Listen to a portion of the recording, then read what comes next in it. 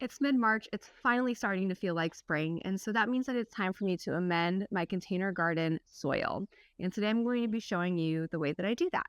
I use three products, and so what I'll do is I'm going to take my current soil that's in there. Now, this has been really depleted of nutrients from the previous growing season because I was watering it. The plants were obviously taking up those nutrients. And so now, as we're starting the spring growing season, I need to add those nutrients back in along with a couple other things.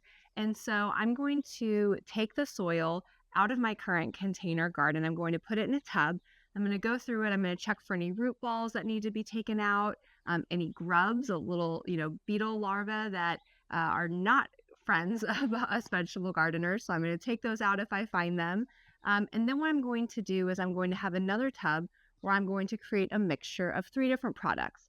So I'm going to do 1/3 of coconut coir, 1/3 of vermiculite, and 1/3 of compost.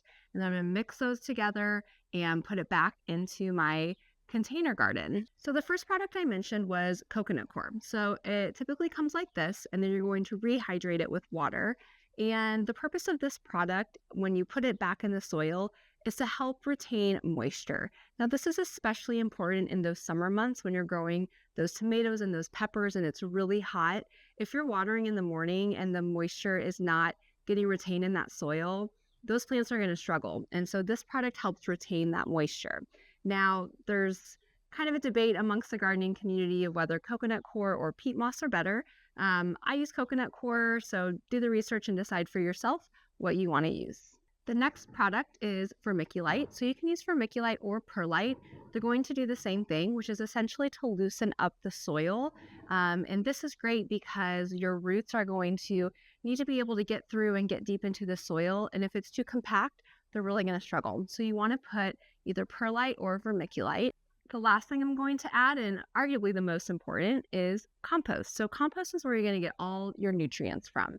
And each year, I actually like to use a few different types of compost because each compost is going to have different micronutrients and microorganisms. And you really want a diversity of those things so that your plants can thrive. And so by using a few different types of compost, I'm making sure that I'm going to get kind of a wide range of those micronutrients. So one I'm going to use is mushroom compost. I also like to add in cotton burr compost. I usually use that more as like kind of a mulch on the top layer.